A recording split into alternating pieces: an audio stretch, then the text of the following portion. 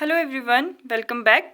तो आज हम डिस्कस कर रहे हैं HPSSC का प्रीवियस ईयर क्वेश्चन पेपर, जिसका हम डिस्कस कर रहे हैं कंप्यूटर सेक्शन। तो ये 6th पार्ट है। बाकी 5 वीडियोस के लिंक आपको इसके डिस्क्रिप्शन बॉक्स में मिल जाएंगे। तो स्टार्ट करते हैं क्वेश्चन नंबर 1 के साथ। क्वेश्चन नंबर फर्स्ट है यहाँ पे, what shall be the content of x after execution of the following statement in Python. तो पाइथन में इस स्टेटमेंट को एग्जीक्यूट करने के बाद यहाँ पर एक्स की वैल्यू क्या आएगी। तो देखते हैं हमारे पास यहाँ पर क्या है। तो यहाँ पे पूछा गया है 2 into x plus 1 for x in range 10। मतलब ये वैल्यूज़ कहाँ से ले रहा है, 0 से लेकर 10 तक। तो अगर x की वैल्यू यहाँ पे 0 हुई तो वैल्यू क्या आएगी, 2 इंटू 0 प्लस 1 इक्वल्स टू क्या आ जाएगा हमारे पास, 0 प्लस 1 1।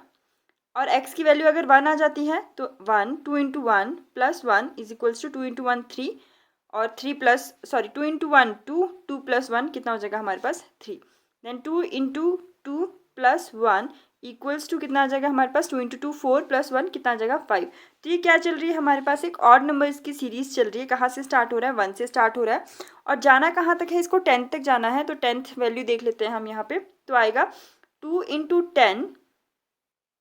अगर ये 10 तक बोल रहा है तो ये कहाँ तक जाएगा आपके पास, 9 तक जाएगा। तो ये बोलेगा 2 इंटू 9 प्लस 1। तो 2 इंटू 9 कितना हो जाएगा आपके पास 18, प्लस 1 कितना हो जाएगा आपके पास यहाँ पे 19। यहाँ पे बोला क्या गया है कि इसमें x की वैल्यू क्या आएगी। तो x की वैल्यू क्या आएगी, ऑड नंबर्स आ रहे हैं। ऑड नंबर्स कहाँ से कहाँ तक आएंगे, range from 1 to 20। Odd numbers from 1 to 20, option B correct हो जाएगा इसका। नेक्स्ट है आपके पास क्वेश्चन नंबर 2। क्वेश्चन नंबर 2 में पूछा गया है, which of the following is the correct SQL statement to delete a database table. ये हम पिछली वीडियोस में भी काफ़ी बार डिस्कस कर चुके हैं कि अगर आपको डेटाबेस में टेबल डिलीट करना है तो वहाँ पे डिलीट यूज़ नहीं होता है, वहाँ पे क्या यूज़ होता है, ड्रॉप। तो इसका ऑप्शन कौन सा करेक्ट हो जाएगा, बी, ड्रॉप टेबल नेम। अगर डेटाबेस का कोई डेटा डिलीट करना है तो आप वहाँ पे लिखते हो डिलीट, और अगर आपको टेबल डिलीट करना है या फिर डेटाबेस डिलीट करना है तो फिर वहाँ पे क्या लिखते हो आप, ड्रॉप। नेक्स्ट क्वेश्चन है आपके पास, which of the following HTML tag is use to create a hyperlink in a web page. तो यहाँ पे आपके पास हाइपरलिंक के लिए कौन सा टैग यूज़ होता है, तो ऑप्शन डी, ए टैग यूज़ होता है लिंक के लिए।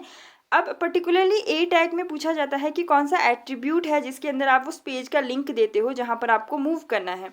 तो इसके अंदर एक एट्रीब्यूट होता है कौन सा, href, ठीक है।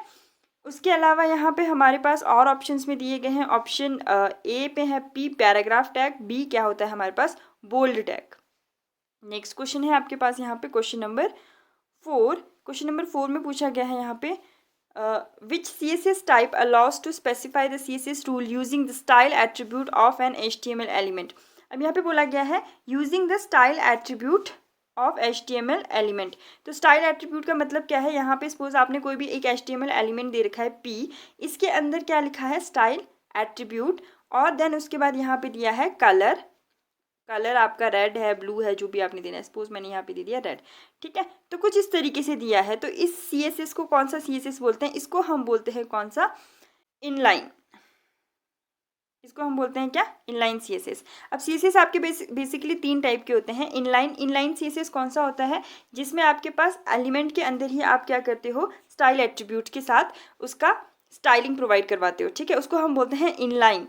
इंटरनल कौन सा होता है, इंटरनल होता है HTML पेज के अंदर ही आप स्टाइल टैग के अंदर स्टाइलिंग प्रोवाइड करते हो, उसको क्या बोलते हैं हम, इंटरनल CSS। और एक्सटर्नल क्या होता है, एक्सटर्नल होता है आपके पास कि HTML पेज आपका अलग से बना हुआ है, HTML पेज आपका अलग से बना हुआ है और CSS पेज आपका क्या बना हुआ है, अलग से बना हुआ है। तो इस CSS को आप HTML में क्या करते हो, लिंक करवाते हो, कौन से टैग के साथ, लिंक टैग के साथ। ये क्वेश्चन भी आता है कि एक्सटर्नल CSS को अगर आपको HTML में लिंक करवाना है तो कौन सा टैग यूज़ होता है आपका, लिंक टैग।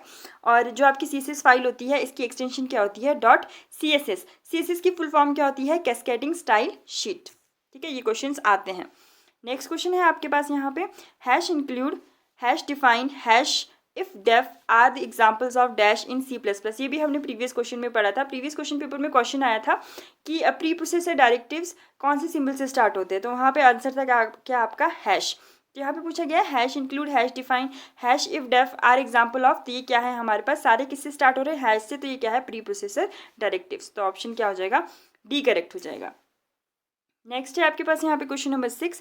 क्वेश्चन नंबर 6 में पूछा है, which of the following essential characteristics of oops language enables the derivation of new class from an existing class. तो ऊप्स की फुल फॉर्म क्या होती है? Object oriented programming language.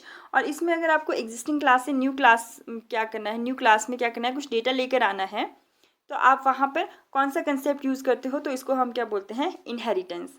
Done. तो inheritance में क्या होता है? एक प्रीवियस क्लास पड़ी होती है, कोई भी एक क्लास ए है, उसका डेटा आप किस में लेके जाते हो? क्लास बी में लेके जाते हो। तो अगर आपको क्लास ए का डेटा क्लास बी में लेकर जाना है तो आप यहाँ लिखोगे क्लास बी, और यहाँ पे एक कीवर्ड यूज़ होता है क्या? एक्सटेंड्स। एक्सटेंड्स ए। तो इनहेरिटेंस के लिए अगर आपको किसी क्लास को क्लास में लेकर आना है तो आप यहाँ पे क्या यूज़ करते हो? एक्सटेंड्स। अगर यहाँ पे क्लास की जगह इंटरफेस होता तो यहाँ पे हम कीवर्ड कौन सा यूज़ करते? इम्प्लीमेंट्स। ठीक है। तो इनहेरिटेंस का मतलब होता है कोई चीज़ पहले से पड़ी है उसको एक न्यू क्लास में क्या कर रहे हो? आप इनहेरिट कर रहे हो। पॉलीमॉर्फिज्म, पॉली का मतलब क्या होता है? मैनी, और मॉर्फिज्म का मतलब क्या होता है? Forms.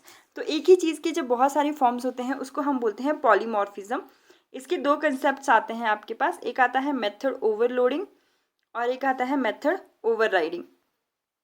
Method overriding, method overloading and method overriding. Question इस तरीके से भी आ सकता है, method overloading and method overriding are examples of. तो आप बोलोगे यहाँ पे किसका? पॉलीमॉर्फिज्म का। डन। डेटा एब्स्ट्रैक्शन क्या होता है? डेटा एब्स्ट्रैक्शन होता है डेटा हाइडिंग। किसी भी डेटा को क्या करना, हम किसी भी डेटा को हाइड करना, उसको हम क्या बोलते हैं? Data abstraction.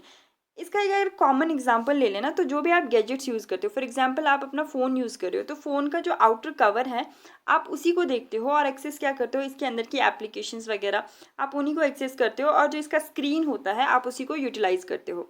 डन। स्क्रीन हो गया, कैमरा हो गया, है ना।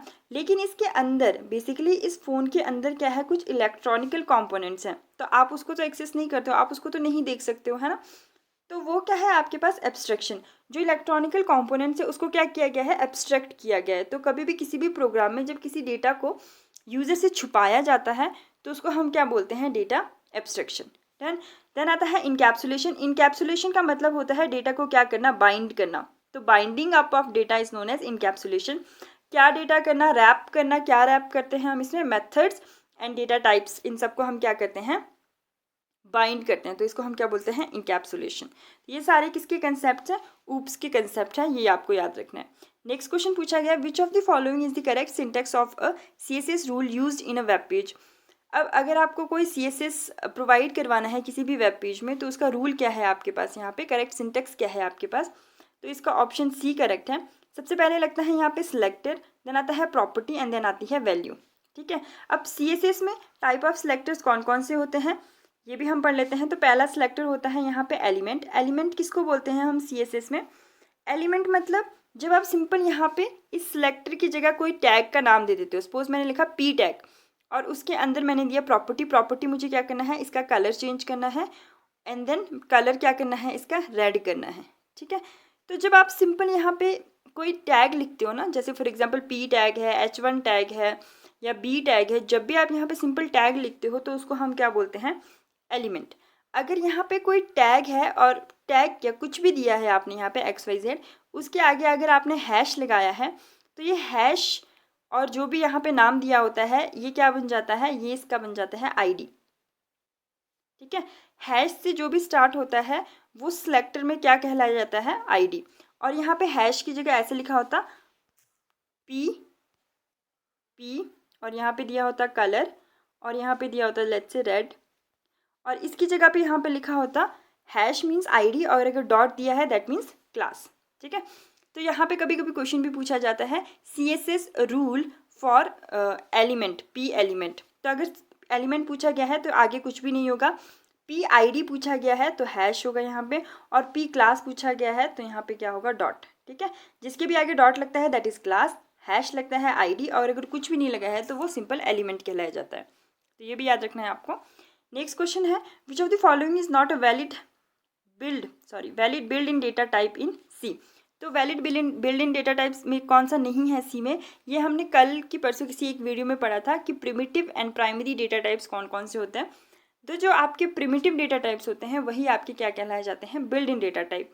उसमें इंट भी था, फ्लोट भी था, डबल भी था, पर स्ट्रिंग नहीं था। तो स्ट्रिंग क्या है? एक valid build in data type नहीं है। नेक्स्ट क्वेश्चन रीड करते हैं। नेक्स्ट क्वेश्चन है आपके पास यहाँ पे, विच of the following satisfied the commutative law but not the associative law. अब इसमें ऑप्शन सी करेक्ट है, नैंड। ये क्या कहता है, कॉम्यूटेटिव लॉ को तो फॉलो करता है बट एसोसिएटिव लॉ को फॉलो नहीं करता है। लेकिन इसमें आपके फाइनल आंसर की में ऑप्शन सी दिया गया है, लेकिन नैंड एंड नॉर दोनों ही होते हैं। दोनों ही क्या करते हैं, कॉम्यूटेटिव लॉ को तो फॉलो करते हैं बट एसोसिएटिव लॉ को फॉलो नहीं करते हैं। कॉम्यूटेटिव लॉ क्या होता है, कॉम्यूटेटिव लॉ का मतलब होता है कि A plus B equals to B plus A, मतलब इसका आंसर और इसका आंसर दोनों क्या होना चाहिए, सेम होना चाहिए। वैसे ही A into B equals to B into A का भी आंसर क्या होना चाहिए, सेम होना चाहिए। एसोसिएटिव लॉ क्या होता है, एसोसिएटिव लॉ में आपके पास कुछ इस तरीके से आता है, A plus B plus C is equals to A plus B plus C, ये दोनों का आंसर सेम आना चाहिए। और इस तरीके से भी हो सकता है, ए इंटू बी, डॉट का मतलब इंटू होता है, into B into C equals to A into B into C, इसका आंसर भी क्या होना चाहिए, सेम होना चाहिए। तो ये होता है आपका एसोसिएटिव लॉ, और जो पीछे हमने पढ़ा वो था हमारा कॉम्यूटेटिव लॉ। ठीक है, तो इनमें से कौन सा एक ऐसा गेट है जो एसोसिएटिव लॉ को फॉलो नहीं करता लेकिन कॉम्यूटेटिव लॉ को फॉलो करता है, तो वो कौन सा था, NAND and nor. Next question है आपके पास यहाँ पे, What is the right syntax of declaring and defining a 2D array matrix with element as given below in C? तो आपके पास 2D मैट्रिक्स को डिफाइन करने का एक करेक्ट डिक्लेरेशन सिंटेक्स कौन सा है, तो इसका ऑप्शन कौन सा है आपके पास, C। ठीक है, आप जब भी कोई एक 2D एरे बना रहे हो तो ये आपको ज़रूरी है कि आप इसमें नंबर ऑफ़ कॉलम्स प्रोवाइड करवाओ ही करवाओ। अगर आप नंबर ऑफ़ रोज़ प्रोवाइड नहीं करवा रहे हो तो फिर भी चलेगा, वो सिंटेक्स करेक्ट है, लेकिन नंबर ऑफ़ कॉलम्स हमेशा होने ही चाहिए।